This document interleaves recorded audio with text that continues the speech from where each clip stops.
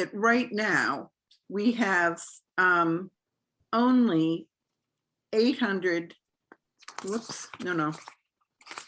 Yes, 808 absentee ballots returned.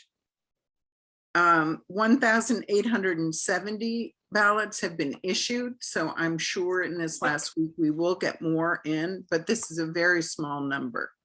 So our processing will, over the summer when we were doing absentee ballots for the special election, we tallied that we did 700 ballots with the same number of absentee ballot counters in 1 hour.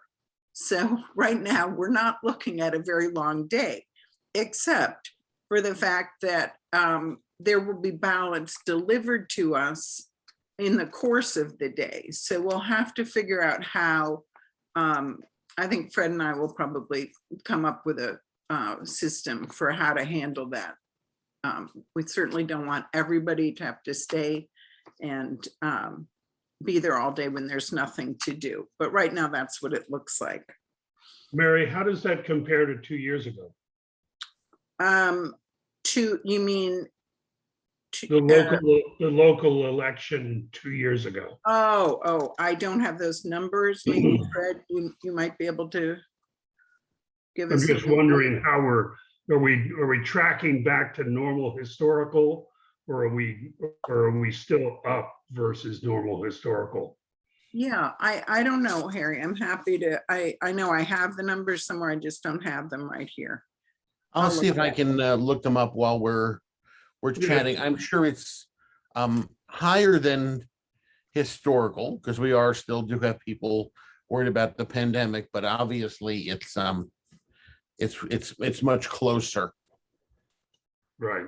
Okay. Yeah.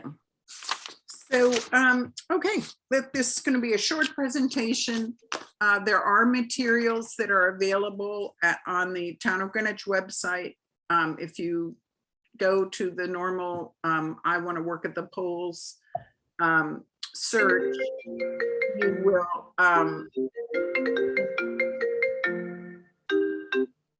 go to the poll worker information piece. You will scroll down and get to absentee ballot information, including this little session we're having will be posted. Oh, Fred's screen will be posted there tomorrow. So Harry, as I mentioned, Harry Fisher will be the moderator, and then there's 2 assistant registrars, Gina Gladstein and Laura Manganiello, and 10 absentee ballot processors. And the function of the absentee ballot processors is to verify the count of absentee ballots that are delivered from the town clerk, to process the absentee ballot packets, to feed the ballots into the tabulator, and to hand count ballots that have been rejected by the tabulator, or the tabulator is smart enough to see that somebody may have voted for a write-in candidate, and it moves those ballots to a special slot. So at the end of the evening, those will need to be processed. And then finally, processing of military and overseas ballots, sort of a specialized role. Okay, Fred. So we'd like you to arrive at 10, and Harry, you and Gina and Laura would be arriving at 9 to get the ballots from the town clerk and that sort of thing. Okay. First, you'll sign in, and you'll be sworn in as well. Harry will swear you in. You'll be working in pairs with one person who was hired by Fred and one person hired by me. This is to, of course, ensure fairness of the process, but also, very importantly, it's to give the voters confidence in the process. everybody will have masks on. That's the rule in town hall. If you need a break, just ask for one. There'll be plenty of time for breaks. It may not even be relevant depending on the numbers, but bring your own food and drink. In the past, food was sometimes supplied, and that won't be happening this time. Okay, Fred. So the room, you're basically familiar with this. The room will be set up with tables for pairs of absentee ballot processors. Pick a seat, but just be sure that the person sitting opposite you was not hired by the same registrar as you were. There'll be an area for the moderator and the assistants. And anytime you have any questions, issues, need a break, just speak to the moderator or one of the assistants. There will be a printer table. This is used largely to keep track of rejected ballots. We hope there won't be any. And we keep track of why the ballots were rejected. Then, of course, there's the tabulator. We'll be asking a pair of you to start processing the ballots into the tabulator. We won't, the tabulator results will not be known until after the polls close, when the tabulator tapes are printed. But we can feed the ballots into the tabulator throughout the day. And then there'll be an area set aside for observers. This is a Connecticut law that the public is allowed to watch the absentee ballot process. They can't watch it close enough that they can see what's happening with in terms of voting on the ballots, but they can watch to see how the ballots are processed. And that is that. So you're all pretty familiar with this. Everything you do is cross-checked by your partner. If anything seems out of the ordinary, just call on one of the moderators or one of the assistants. The moderator will give you a packet. Oh, sorry.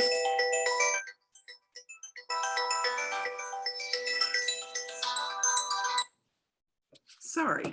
The moderator will give you a packet. The town clerk puts the ballots in 25 ballot sets and that verification sheet. And the first thing you're doing is confirming the count of the packet. Did she give you 25 ballots? You also need to check for the town clerk stamp. She's supposed to stamp in every return ballot. If it's missing, you need to speak to the moderator. So one of you is doing that, and then you're passing the packet to your partner to do the exact same thing. And the verification sheet has a count on it, and you're going to confirm that count on the verification sheet. Thanks, Fred.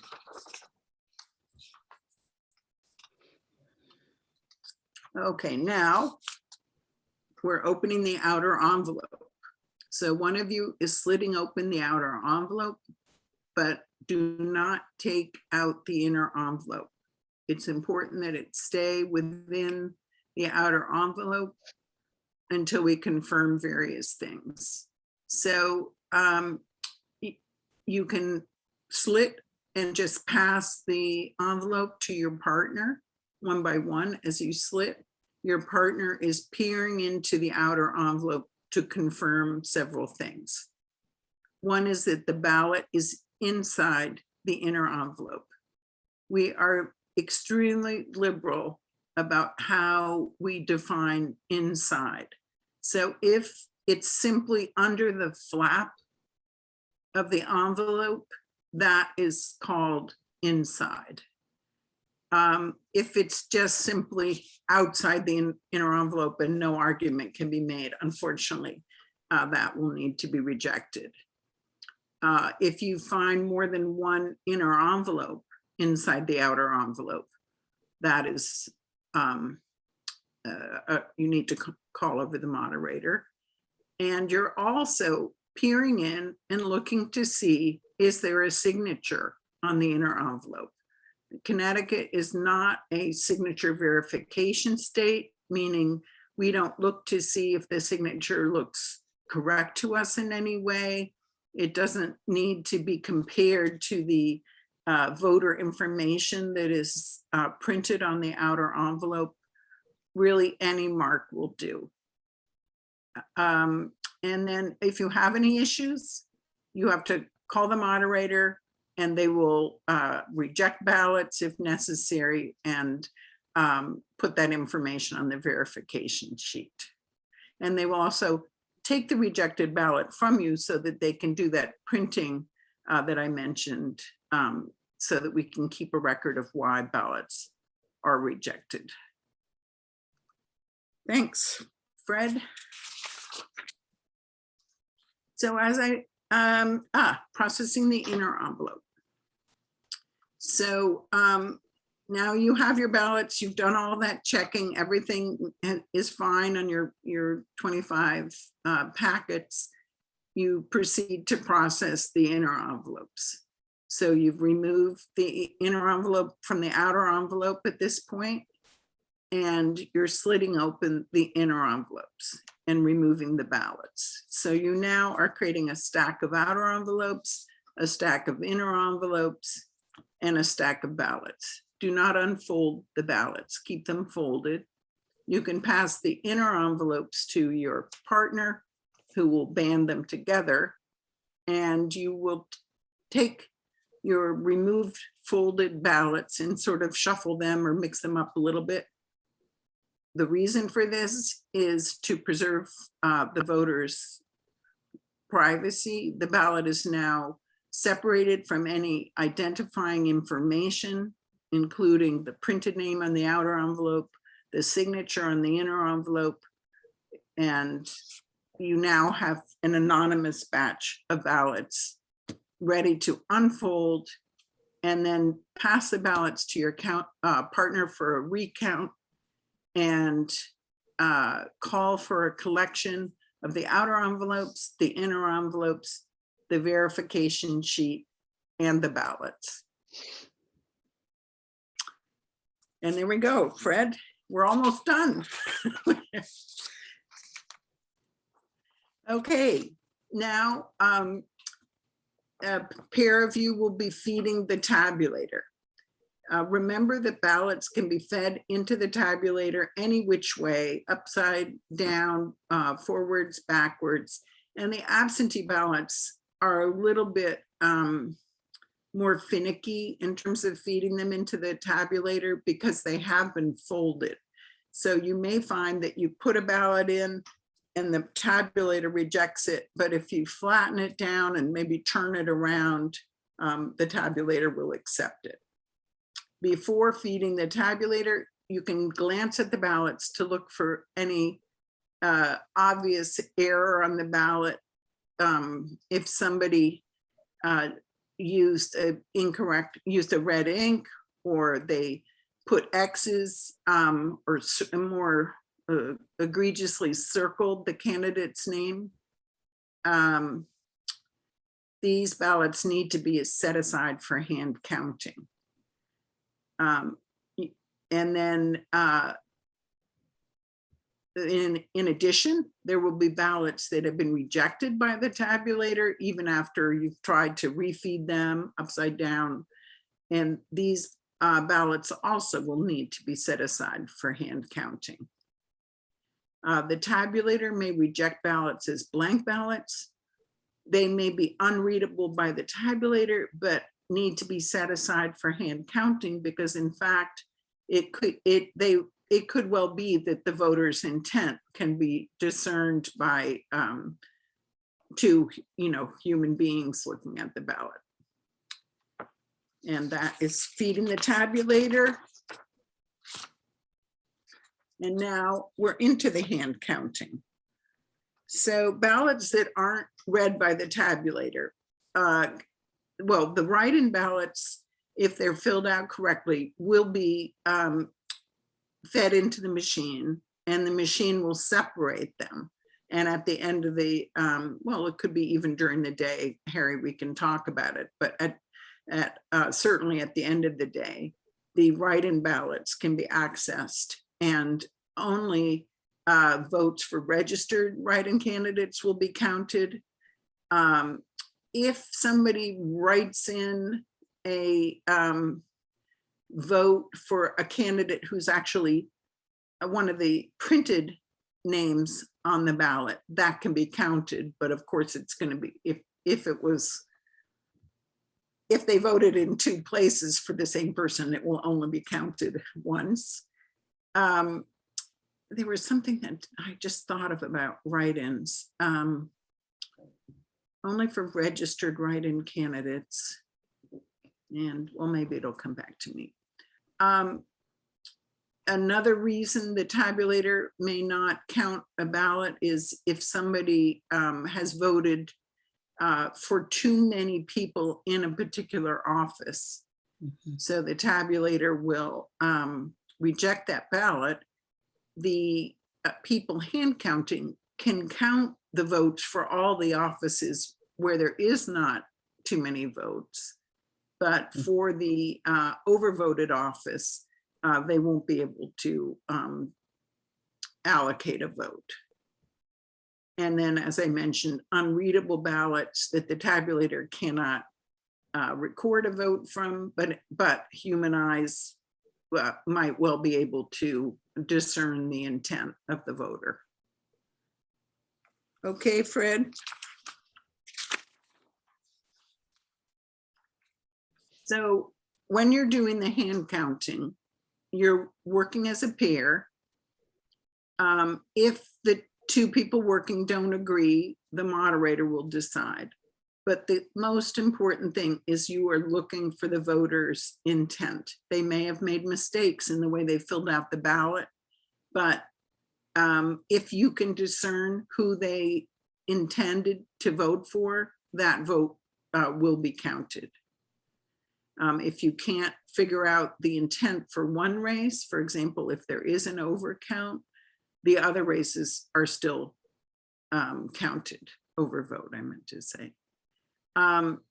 For the write-in ballots that are coming from that special write-in compartment in the tabulator, the only hand counts that are done are for those write-in races, because the tabulator has taken that ballot and processed it for all the races that it can. It's only when people filled out the little write-in and then wrote in a candidate that the tabulator realizes that ballot needs to go to the special write-in compartment. And once again, for the write-ins, we will be supplying you with a list of who the registered write-in candidates are. And those are the only ones that are counted.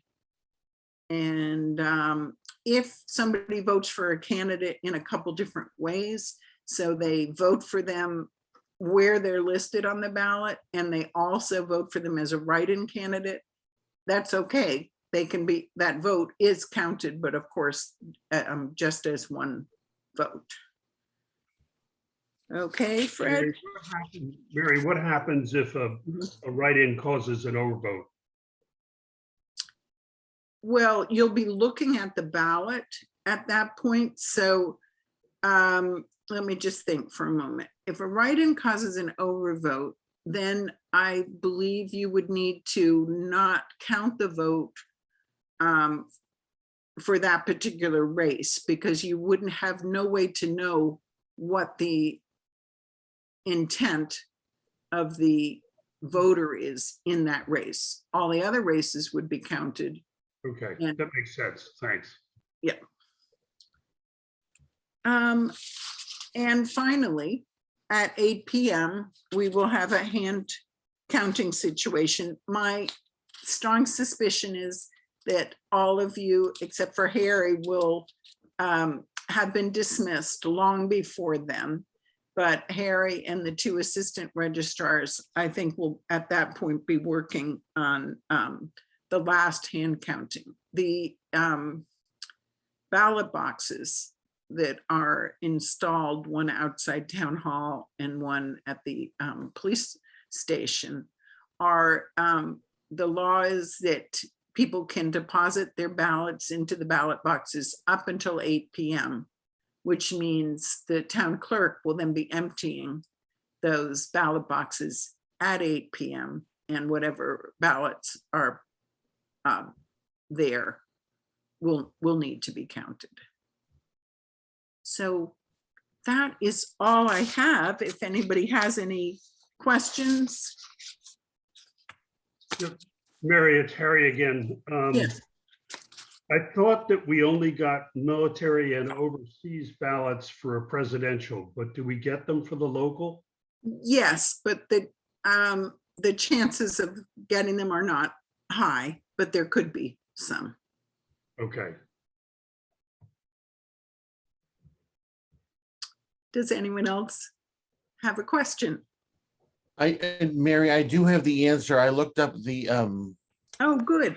the figure. So there were 1,200 absentee ballots counted in 2019.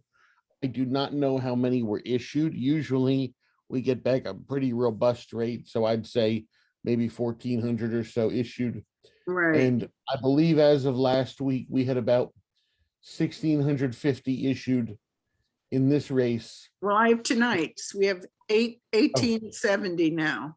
Okay, issued. all right.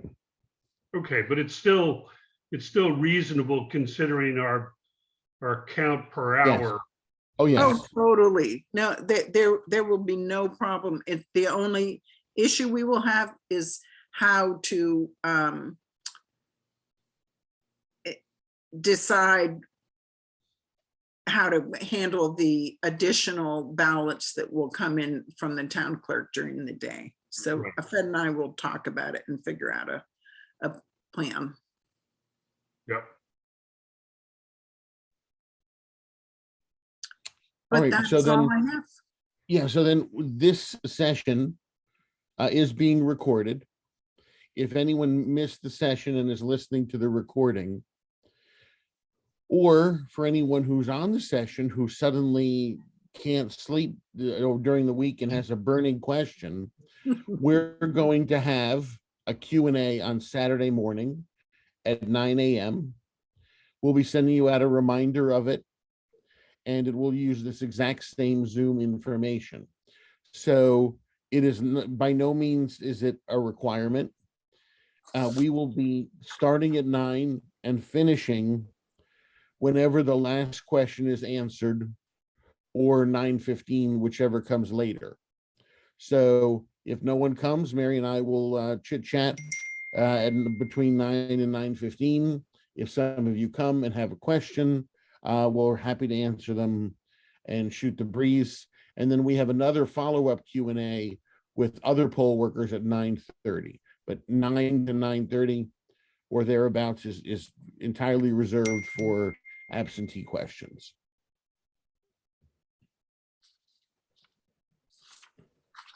Slams the lead on things, I think. Okay, very good. Well, thank you all for coming this evening. Thank you. Thank you. Okay, Very well have a good night. organized.